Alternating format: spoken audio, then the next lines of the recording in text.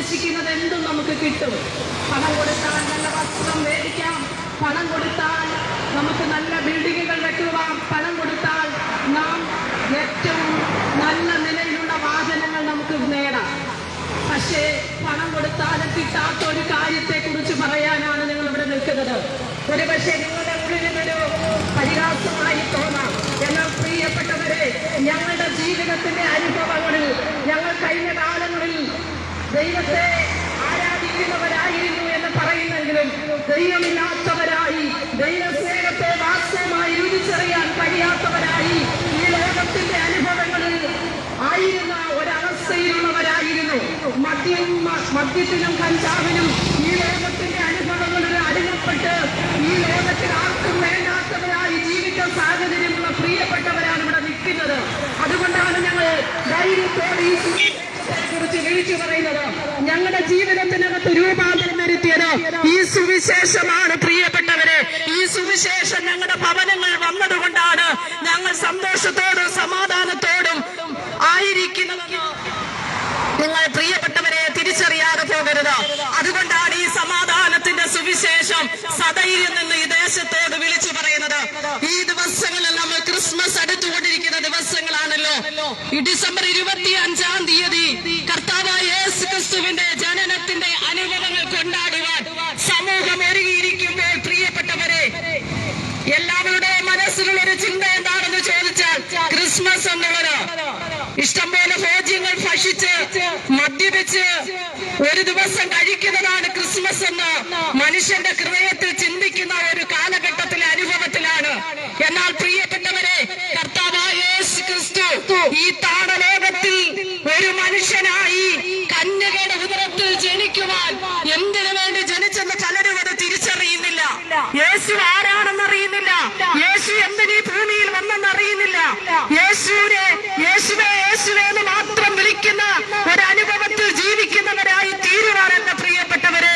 യേശു വാസ്തവമായി നിന്റെ ജീവിതത്തിന്റെ അകത്തളത്തിൽ ജനിച്ചില്ല എങ്കിലോ നീ യേശുവെ യേശുവെ എന്ന് വിളിച്ചത് കൊണ്ട് അർത്ഥമില്ലാത്ത ശൂന്യമായ ഒരു ജീവിതമായി തീരും നിന്റെ.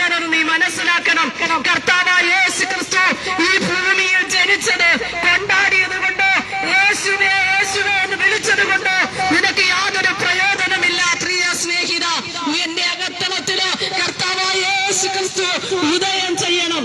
കർത്താവായ യേശു ക്രിസ്തു ഒരു മനുഷ്യനായി ഈ താണലോകത്തിൽ അവതരിച്ചത് ദൈവത്തിന്റെ പദ്ധതിയായിരുന്നു. ദൈവോധനത്തിൽ ഇങ്ങനെ എഴുതിയിരിക്കുന്നു, മറിയോട് ദൂതൻ എടുത്തുവെന്ന് പറഞ്ഞത് അത്യുന്നതന്റെ ശക്തി നിന്റെ മേലിടും, നിന്നിൽ ഉത്ഭവിക്കുന്ന പ്രജ വിശുദ്ധ പ്രജ എന്ന് വിളിക്കപ്പെടും. ദാവീദിന്റെ സിംഹാസനം ഞാൻ അവന് കൊടുക്കപ്പെടും. കാരണം ജനനത്തിന് മുന്നമേ അവൻ ആരാണ്, അവനെന്താണ്, അവൻ എന്തിനു വേണ്ടിയാണ് ഈ ഭൂമിയിൽ വന്നതെന്ന് പറഞ്ഞ ഒരേ ഒരു വ്യക്തിയേ ഉള്ളൂ, ഒരേ ഒരു അവതാര പുരുഷനേ ഉള്ളൂ. അത് കർത്താവായ യേശു ക്രിസ്തു മാത്രമാണ്. യേശു ജനിക്കുന്നതിന് മുന്നമേ അവൻ അത്യുന്നതന്റെ പുത്രൻ എന്ന് വിളിക്കപ്പെടും. അവൻ ദാവീദിന്റെ സന്തതിയായിട്ട് ദാവീദിന്റെ സിംഹാസനത്തിൽ അവൻ ഇരിക്കപ്പെടും. അവൻ രാജാവാണെന്ന് പ്രവചിച്ച് ആ ജനനത്തിന് മുന്നമേ പറഞ്ഞ ഒരേ ഒരു വ്യക്തി ഉണ്ടെങ്കിൽ അത് ഞങ്ങൾ പ്രസംഗിക്കുന്ന യേശു കർത്താവ് മാത്രമാണ്. അതുകൊണ്ടാണ് പ്രിയപ്പെട്ടവരെ, ഈ യേശുവിനെ കുറിച്ച് ഈ പൊതുക്കവലയിൽ നിന്ന് ലജ്ജ കൂടാതെ സധൈര്യം വിളിച്ചു പറയുന്നതിന്റെ കാര്യം എന്താണെന്ന് ചോദിച്ചാൽ, യേശു ലോകത്തിന്റെ രക്ഷകനായി, മാനവകുലത്തിന്റെ രക്ഷകനായി അവതരിച്ച ഒരേ ഒരു വ്യക്തി ഉണ്ടെങ്കിൽ അത് കർത്താവായ യേശു ക്രിസ്തു മാത്രമാണ്. ഈ ലോകത്തിൽ പ്രിയപ്പെട്ടവരെ, അനേക രക്ഷകന്മാർ ഒരുപക്ഷെ ഈ ലോകത്തിൽ രക്ഷിക്കാമെന്ന് പറഞ്ഞു വന്നു കാണും. എന്നാൽ ആർക്കും അവരുടെ പാപത്തിൽ രക്ഷിക്കുവാൻ കഴിഞ്ഞിട്ടില്ല.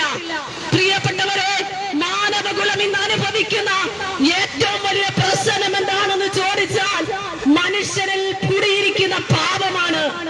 ഈ പാപം മനുഷ്യരിലുണ്ട്. പലരും ചോദിക്കും, ഞങ്ങളാരും പാപികളല്ല, ഞങ്ങൾ പാപമില്ല. പ്രിയപ്പെട്ടവരെ, ഇന്ന് പാപത്തിന്റെ പരിണിത ഫലമാണ് ഈ ലോകത്തിൽ മനുഷ്യൻ അനുഭവിച്ചുകൊണ്ടിരിക്കുന്ന യാതനകള്. ഇന്ന് മനുഷ്യനെ കൊല്ലുന്നു, ഭാര്യയെ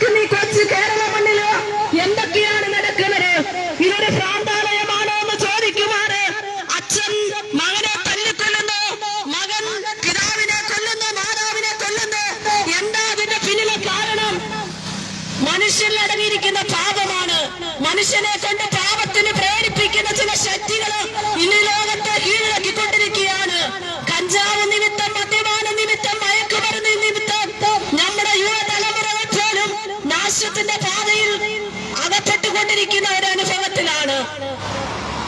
പ്രിയപ്പെട്ടവരെ, നിങ്ങളൊരു പക്ഷേ ചിന്തിക്കും ഇതൊന്നും ഞങ്ങൾക്ക് കേൾക്കേണ്ട ആവശ്യമില്ലാത്ത കാര്യമാണെന്ന്.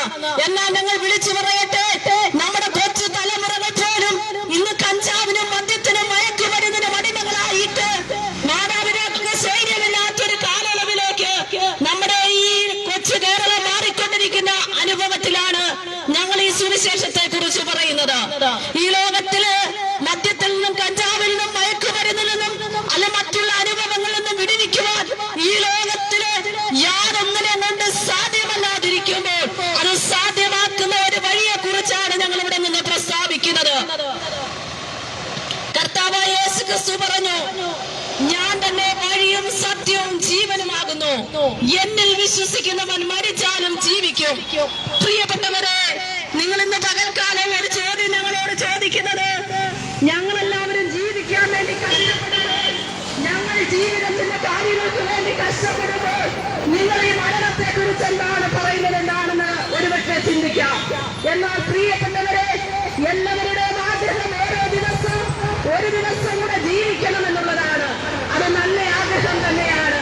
എന്നാൽ ഒരു കാര്യം നാം മനസ്സിലാക്കണം, നാം നിത്യമായി വസിക്കുന്ന, നിത്യമായി എന്നും ജീവിക്കാമെന്ന് നമ്മുടെ മനസ്സിനകത്ത് ചിന്തനമുണ്ടെങ്കിൽ പ്രിയപ്പെട്ടവരെ അത് സാധ്യമല്ല. ജീവിതത്തിലെ ഒരു കാര്യം നിങ്ങൾ തിരിച്ചറിയാതെ പോകരുത്. മനുഷ്യന്റെ ജീവിതം നശ്വരമാണ്. 4 വിരൽ നീളമെന്ന് സത്യവേദ പുസ്തകം പറയുന്നു. ഈ 4 വിരൽ നീളമുള്ള ഈ മനുഷ്യന്റെ ആയുസ് ബാല്യം, യൗവനം, കൗമാരം, ബാല്യം, യൗവനം, വാർദ്ധക്യം എന്നീ 4 തലത്തിലുള്ള മനുഷ്യന്റെ ജീവിതം അസ്തമിച്ചു പോകുന്നതാണ്. പ്രിയപ്പെട്ടവരെ, നാം പലതും നേടുവാൻ വേണ്ടി നമ്മുടെ സമയങ്ങൾ ഒരുപക്ഷെ 24 hours നാം ഉപയോഗിക്കുന്നവരാണ്. നാം പല കാര്യങ്ങൾക്ക് വേണ്ടി ഉപയോഗിക്കുന്നവരാണ്. എന്നാൽ വിളിച്ചു പറയട്ടെ, സ്നേഹിത, നിന്റെ ജീവിതത്തിനകത്ത് ഒരു മരണമെന്ന യാഥാർത്ഥ്യത്തെ നീ ഉൾക്കൊണ്ട് ജീവിക്കേണ്ട ആവശ്യകതയുണ്ട്. സ്നേഹിത, ഈ ലോകത്തിൽ മനുഷ്യനായി ജനിച്ച എല്ലാവരും മരിക്കും. എന്നാൽ മരണത്തിനപ്പുറം എന്താണെന്ന് ചിന്തിച്ചിട്ടുണ്ടോ? അപ്പൊ നിങ്ങൾക്ക് ഞങ്ങളോടൊരു ചോദ്യമുണ്ട്. ഞങ്ങൾ ഇന്ന് ചിന്തിക്കുന്നത് ഞങ്ങളുടെ ഇന്നത്തെ ജീവിതം എങ്ങനെ കടന്നു പോകുമെന്നുള്ളതിനെ കുറിച്ചാണ്. അത് നല്ല കാര്യമാണ് സ്നേഹിത. എങ്കിലും ഞങ്ങൾ വിളിച്ചു പറയട്ടെ, മനുഷ്യന്റെ ജീവിതത്തിനകത്ത് ഒരു യാഥാർത്ഥ്യം മനസ്സിലാക്കണം. എല്ലാവരും ഈ ഭൂമിയില് താൽക്കാലികമായി ജീവിക്കാൻ വേണ്ടി കടന്നു വന്നവരാണ്. താൽക്കാലികമായ ഒരു ജീവിതം മാത്രമേ നമുക്ക് ഈ ഭൂമിയിലുള്ളൂ. നമ്മുടെ മരണം എപ്പോഴാണെന്ന് നമുക്കറിയത്തില്ല. എന്നാൽ സ്നേഹിത, മരണത്തിനപ്പുറത്തൊരു ജീവിതമുണ്ടെന്ന് മനസ്സിലാക്കണം. യഥാർത്ഥമായ യാഥാർത്ഥ്യം മനസ്സിലാക്കണം. അത് പറയുന്ന ഒരു പുസ്തകമുണ്ട്. അതിന്റെ പേരാണ് സത്യവേദ പുസ്തകം. ഈ ലോകത്തിൽ മറ്റൊരു ഗ്രന്ഥവും മരണത്തിനപ്പുറം മനുഷ്യനൊരു ജീവിതമുണ്ടെന്ന് പറയാതിരിക്കുമ്പോൾ സത്യവേദ പുസ്തകത്തിൽ വ്യക്തമായി എഴുതി വച്ചിരിക്കുന്നു, മരിച്ചതിന് ശേഷം ഒരു പുനരുത്ഥാനമുണ്ടെന്ന്. സ്നേഹിത, ആ പുനരുത്ഥാനം പ്രാപിക്കണമെങ്കിൽ നീ ലോകത്ത് ജീവിക്കുമ്പോൾ തന്നെ ദൈവത്തിന് ഇഷ്ടമുള്ള പ്രവൃത്തി ചെയ്ത്, ദൈവത്തിന്റെ ഹിതം ചെയ്ത്, പാപം കൂടാതെ പാപത്തെ ത്യജിച്ചു കളഞ്ഞ് പാപത്തിന് പരിഹാരം വരുത്തിയ കർത്താവായ യേശു ക്രിസ്തുവിനെ നീ രക്ഷകനായി സ്വീകരിക്കാതെ നിനക്ക് സ്വർഗരാജ്യത്തിലെത്തുവാൻ കഴിയത്തില്ല. പ്രിയപ്പെട്ടവരെ, ഞങ്ങളോട് പലരും ചോദിക്കുന്ന ഒരു ചോദ്യമുണ്ട്, സ്വർഗം നിങ്ങൾ കണ്ടിട്ടുണ്ടോ എന്ന് ഞങ്ങളോട് ചോദിക്കുന്ന ചോദ്യമുണ്ട്. എന്നാൽ ഞങ്ങൾ വിളിച്ചു പറയട്ടെ, പ്രിയപ്പെട്ടവരെ, മരണം എന്നുള്ള യാഥാർത്ഥ്യം നാം ജീവിച്ചിരിക്കുമ്പോൾ തന്നെ നമുക്കറിയാം. നാം ആരും മരിച്ചിട്ടല്ല മരണത്തെ കുറിച്ച് പറയുന്നത്. ജീവിച്ചിരിക്കുമ്പോൾ തന്നെ നാം മരണമെന്ന യാഥാർത്ഥ്യത്തെ കുറിച്ച് ചിന്തിക്കുന്നവരാണ്. അങ്ങനെയെങ്കിൽ സ്നേഹിത, സത്യവേദ പുസ്തകം പറയുന്നു, സ്വർഗമുണ്ട്, നരകമുണ്ട്. നരകത്തിലേക്ക് പോകുവാൻ പാപത്തിന്റെ അനുഭവങ്ങളിൽ നീ പോകുന്ന വഴിയിൽ പോയാൽ നിനക്ക് നിശ്ചയമായും നരകത്തിലെത്താം. എന്നാൽ സ്വർഗത്തിലെത്തണമെങ്കിൽ കർത്താവായ യേശു ക്രിസ്തുവിന്റെ വിശുദ്ധ വചനത്തിൽ എഴുതിയിരിക്കുന്നു, ജീവന്റെ പുസ്തകത്തിൽ പേരെഴുതി കാണാത്ത ഏവനെ തീപ്പൊയ്കയിൽ തള്ളിയിടുമെന്ന് സത്യവേദ ദിവസം അസന്ധിഗ്ധമായി വിളിച്ചു പറയുമ്പോൾ ഞങ്ങൾ ഇത് പറയാനാ സ്നേഹിത ഇവിടെ നിൽക്കുന്നത്. ഒരുപക്ഷെ നിങ്ങൾ ചിന്തിക്കും, ഇവർ യാതൊരു ജോലിയുമില്ലാതെ ഇങ്ങനെ നടന്ന് സുവിശേഷം പറയുന്നവരായിരിക്കുമെന്ന്. അല്ല പ്രിയപ്പെട്ടവരെ, ഞങ്ങളുടെ ജീവിതത്തിനകത്ത് യേശു കർത്താവിന്റെ സ്നേഹം ഞങ്ങളുടെ ഉള്ളിൽ വന്നപ്പോൾ, യേശു ഞങ്ങളുടെ രക്ഷകനാണെന്ന് മനസ്സിലായപ്പോൾ, പാപത്തിൽ നിന്ന് മനുഷ്യരെ ബോധിപ്പിക്കുക, പാപത്തിന്റെ ശമ്പളമായ മരണത്തിൽ നിന്ന് മനുഷ്യരെ വിടിവിക്കുക ഈ ലോകത്തിൽ ഒരു മനുഷ്യനും കടന്നു വന്നിട്ടില്ല. എന്നാൽ കർത്താവായ യേശു ക്രിസ്തു മനുഷ്യന്റെ പാപത്തെ വഹിച്ച് പാപത്തിൽ നിന്ന് രക്ഷിക്കുവാൻ ഈ ലോകത്തിൽ മനുഷ്യനായി അവതരിച്ചിട്ട് സ്വന്തം ജീവൻ കാൽവരി ക്രൂശിൽ ബലിയായി അർപ്പിച്ചിട്ട് എന്റെ കർത്താവ് പറഞ്ഞു, ഞാൻ വീണ്ടും വരാമെന്ന്. ഈ ലോകത്തിൽ ഒരേ ഒരു വ്യക്തി മാത്രമേ പറഞ്ഞോളൂ, സ്നേഹിത, ഞാൻ നിനക്ക് വേണ്ടി എന്റെ ജീവനെ തരാമെന്ന്. നാം സ്നേഹിക്കുന്ന നമ്മുടെ മക്കൾക്ക് വേണ്ടി നമ്മുടെ ജീവൻ നൽകാറില്ല. നമ്മുടെ മാതാപിതാക്കൾക്ക് പകരമായി നാം മരിക്കാറില്ല. എന്നാൽ കർത്താവായ യേശു ക്രിസ്തു നമുക്ക് വേണ്ടി ഈ താണലോകത്തിൽ ഒരു മനുഷ്യനായി അവതരിക്കുക മാത്രമല്ല, നമ്മൾ ചെയ്ത പാപത്തിന്റെ ശിക്ഷ കർത്താവായ യേശു ക്രിസ്തു തന്റെ മേലേറ്റെടുത്തുകൊണ്ട് നമുക്ക് വേണ്ടി മരിക്കുവാനിടയായി. മരിക്കുക മാത്രമല്ല, മരിച്ചിട്ട് കല്ലറയിൽ കിടക്കുന്ന ഒരു വ്യക്തിയെ കുറിച്ചാണ് ഞങ്ങളോട് പ്രസ്താവിക്കണമെങ്കിൽ അതിനകത്തൊരർത്ഥമില്ലാതെ വന്നേനെ. എന്നാൽ സ്നേഹിത, മരണത്തെ ജയിച്ച് മൂന്നാം നാൾ കല്ലറകളെ ഭേദിച്ച് മരണത്തിനപ്പുറത്തൊരു ജീവനുണ്ടെന്ന് തെളിവായി വെളിപ്പെടുത്തിയിട്ട് വീണ്ടും വരാമെന്ന് പറഞ്ഞ ഒരേ ഒരു വ്യക്തി ഉണ്ടെങ്കിൽ അത് കർത്താവായ യേശു ക്രിസ്തു മാത്രമാണ്. ഒരുപക്ഷെ നിങ്ങൾ ചിന്തിക്കും, ഇതൊരു മതത്തിന്റെ പ്രഭാഷണമാണെന്ന്. ഇത് ഞങ്ങളൊരു മതത്തെ കുറിച്ചല്ല സ്നേഹിത പറയുന്നത്. മതമുണ്ടാക്കിയത് മനുഷ്യനാണ് കേട്ടോ. മതത്തിന്റെ പേരിൽ നിന്ന് എത്രയോ സമ്പന്നങ്ങൾ ഈ ലോകത്തിൽ ഉളവായിക്കൊണ്ടിരിക്കുക. മതത്തിന്റെ പേരിൽ മനുഷ്യർ തമ്മിൽ തല്ലിക്കൊണ്ടിരിക്കുമ്പോൾ ഞങ്ങളൊരു മതത്തെ ഉയർത്താനല്ല ഇവിടെ നിൽക്കുന്നത്. മതമുണ്ടാക്കിയത് മനുഷ്യനാണ് സ്നേഹിത. എന്നാൽ ഉള്ളു സ്നേഹിത, സർവേശനായ ദൈവം മനുഷ്യനെ ആനന്ദമായി സൃഷ്ടിച്ചിട്ട് ദൈവം ഒരു കാര്യം മാത്രമേ ആഗ്രഹിച്ചോളൂ, മനുഷ്യൻ ഈ ലോകത്ത് ജീവിക്കുമ്പോൾ ദൈവത്തിന് വേണ്ടി ജീവിക്കണം എന്നുള്ളതാണ്. എന്നാൽ മനുഷ്യൻ ദൈവഹിതം വിട്ടുകളഞ്ഞ് ദൈവത്തിന്റെ പാത വിട്ടുതിരിഞ്ഞ് ഈ ലോകത്തിൻ്റെതായ പാപത്തിന്റെ വഴിയിൽ കൂടെ യാത്ര ചെയ്ത് ദൈവത്തിന് പ്രസാദമല്ലാത്തത് ചെയ്ത് ദൈവ സ്നേഹമില്ലാത്തവരായി ദൈവത്തെ വിട്ട് പാപത്തെ സ്നേഹിച്ചുകൊണ്ട് പാപത്തിന് വേണ്ടി ജീവിപ്പാനൊക്കെ വേണം ഇടയായി തീർന്ന അനുഭവമാണ്. എന്നിട്ടും ആ മനുഷ്യനെ സ്നേഹിച്ച ആ സ്നേഹം എത്ര വലുതാണെന്ന് മനസ്സിലാക്കണം സ്നേഹിത. ഇന്ന് പകൽക്കാലം ഞങ്ങൾക്ക് ഒരു കാര്യം മാത്രമേ പറയാനുള്ളൂ. എല്ലാ മനുഷ്യന്റെ ജീവിതത്തിനകത്തും മരണമുണ്ട്. മരണത്തിനപ്പുറത്ത് എന്താണെന്ന് ചിന്തിച്ചിട്ടുണ്ടോ? ഇന്ന് നീ മരിച്ചാൽ നിനക്ക് നിത്യമായ സ്വർഗത്തിലെത്തുവാൻ കഴിയുമോ? മരണം കൊണ്ട് അസ്തമിക്കുന്നതല്ല മനുഷ്യന്റെ ജീവിതമെന്ന് മനസ്സിലാക്കിക്കൊള്ളണം സ്നേഹിത. മരണത്തിനപ്പുറത്ത് ഒരു സ്വർഗമുണ്ട്. ആ സ്വർഗരാജ്യത്തിലെത്തുവാൻ ഏക വഴിയേ ഉള്ളൂ. ഞാൻ തന്നെ വഴിയും സത്യവും ജീവൻ എന്ന് പറഞ്ഞ ഓരോ ഒരു വ്യക്തിയേ ഉള്ളൂ. അത് കർത്താവായ യേശു ക്രിസ്തു മാത്രമാണ്. എന്താണ് വഴി? സ്വർഗത്തിലേക്കുള്ള വഴി. എന്താണ് നിത്യത? സ്വർഗത്തിലേക്കുള്ള പാതയാണ് നിത്യത. അതുകൊണ്ടാണ് നമ്മുടെ കവിവരന്മാര് നമ്മുടെ പുരാതന കാലത്ത് മഹർഷിമാർ ഇങ്ങനെ പാടിയത്, അസതോമ സത്യമയ തമസോമ ജ്യോതിർഗമയ. അസത്യത്തിൽ നിന്ന് ഞങ്ങളെ സത്യത്തിലേക്ക് നയിക്കണമേ, ഇരുട്ടിൽ ഞങ്ങളെ വെളിച്ചത്തിലേക്ക് നയിക്കണമേ. മൃത്യോമ അമൃതംഗമയ, മൃത്യുവെന്ന ജീവനിലേക്ക് ഞങ്ങളെ നയിക്കണമേ. അതിനാർക്ക് സാധ്യമാകും സ്നേഹിത? ഈ ലോകത്തിലേക്ക് വന്ന് ഞാൻ തന്നെ വഴിയാണെന്ന് പറഞ്ഞ, സത്യമാണെന്ന് പറഞ്ഞ, ഞാൻ തന്നെ നിത്യമായ ജീവൻ എന്ന് പറഞ്ഞ യേശു കർത്താവിന് നിന്നെ സ്വർഗത്തിലെത്തിക്കുവാൻ കഴിയും. പ്രിയപ്പെട്ടവരെ, ഇതൊരു മതം മാറ്റുന്ന രീതിയല്ല. ഒരുപക്ഷെ പലരും തെറ്റിദ്ധരിച്ചിരിക്കുന്ന ഒരു കാര്യമുണ്ട്, ഇത് മതത്തിൽ നിന്ന് മറ്റൊരു മതത്തിലേക്ക് പരിവർത്തനം ചെയ്യുന്ന.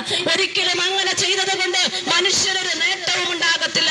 പ്രിയപ്പെട്ടവരെ, ഞങ്ങളുടെ ജീവിതത്തിൽ യേശു കർത്താവിന്റെ സ്നേഹം ഞങ്ങളുടെ അകത്തളത്തിൽ വന്നപ്പോൾ ഞങ്ങളൊരു മനുഷ്യനായി തീരുവാനിടയായതുകൊണ്ടാണ് സഭയിൽ നിന്നത് വിളിച്ചു പറയുന്നത്. സ്നേഹിത, നിന്റെ മനസ്സിന് രൂപാന്തരം വരണം. നീ മാനസാന്തരപ്പെടണം. ഈ സമയം എന്നെ കേൾക്കുന്ന പ്രിയപ്പെട്ടവരെ, നീ മദ്യത്തിനോ മയക്കുമരുന്നിനോ കഞ്ചാവിനോ പുകവലിക്കോ ഈ ലോകത്തിന്റെ പാപകരമായ ജീവിതത്തിന് അടിമപ്പെട്ട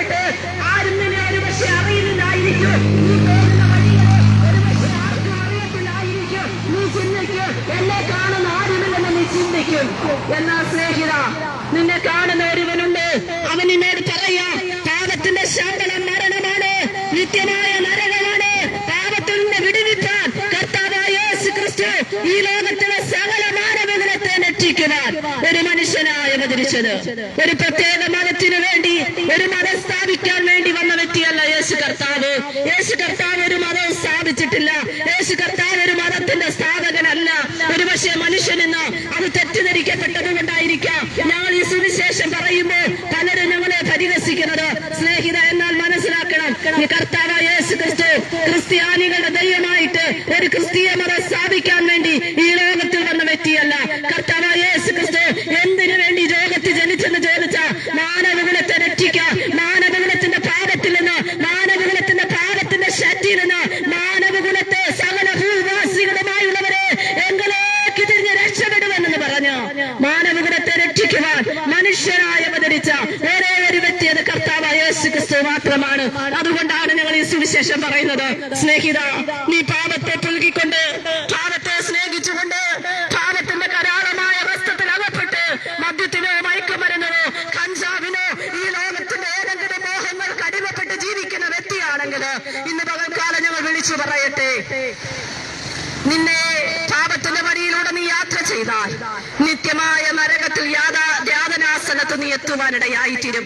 എന്നാൽ സ്വർഗത്തിൽ എത്തണമെങ്കിൽ ഏക വഴി കർത്താവായ യേശു ക്രിസ്തുവിനെ നിന്റെ രക്ഷകനും നിന്റെ പിതാവും അംഗീകരിച്ച് കർത്താവിന് വേണ്ടി നിന്റെ ഹൃദയം കൊടുത്ത് അവന്റെ കൽപ്പനയാകുന്ന മുഴുവൻ സ്നാനം സ്വീകരിച്ച് ഒരു വിശുദ്ധ ജീവിതം നയിച്ചാൽ മാത്രമേ നിനക്ക് സ്വർഗത്തിലെത്തുവാൻ കഴിയുള്ളൂ. സ്നേഹിത, ഒരിക്കൽ കൂടെ വിളിച്ചു പറയട്ടെ, അവനവൻ ചെയ്യുന്ന പ്രവർത്തിക്കനുസരിച്ച് ഒരു ന്യായവിധി മനുഷ്യന്റെ ജീവിതത്തിലുണ്ട്. അതുകൊണ്ട് ഇന്ന് പകൽക്കാലം ഒരു പക്ഷേ എനിക്ക് സമ്പത്തുണ്ട്, എന്റെ കൂടെ നിൽക്കാൻ ആളുണ്ട്, എന്റെ കൂടെ നിൽക്കാൻ ഉന്നതന്മാരുണ്ട്, എന്റെ കൂടെ നിൽക്കാൻ പലരുമുണ്ടെന്ന് ചിന്തിച്ച് ആരെയും കൂസാത്തോടെ ജീവിതമായി നീ ജീവിക്കുന്ന വ്യക്തിയാണെങ്കിലോ ഞങ്ങൾ വിളിച്ചു പറയട്ടെ, മരണത്തിൽ നീ തനിച്ചായിരിക്കും യാത്ര ചെയ്യുന്നത്.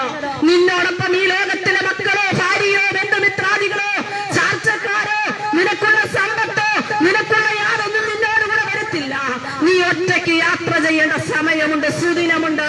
അവനവൻ ശരീരത്തിലിരിക്കുമ്പോൾ ചെയ്യുന്നത് നല്ലതാകിലും തീയതാകിലും അതിന് തക്കവണ്ണം പ്രാപിക്കേണ്ടതിന് ഒരു ക്രിസ്തുവിന്റെ ന്യായാസനത്തിന് മുന്നേക്ക് നിൽക്കേണ്ട സമയമുണ്ട്. സ്നേഹിത, അതുകൊണ്ട് പാപത്തെ സ്നേഹിക്കല്ലേ, പാപത്തിന്റെ വഴി വിട്ടുതിരിഞ്ഞ്, മദ്യപാനത്തിന്റെ വഴി വിട്ടുതിരിഞ്ഞ്, മയക്കുമരുന്നിന്റെ വഴി വിട്ടുതിരിഞ്ഞ്, ഈ ലോകത്തിന്റെ അനുഭവങ്ങൾ വിട്ടുതിരിഞ്ഞ് യേശുവിന് വേണ്ടി ജീവിക്കാൻ വലിയവനായ ദൈവം നിങ്ങളെ സഹായിക്കട്ടെ.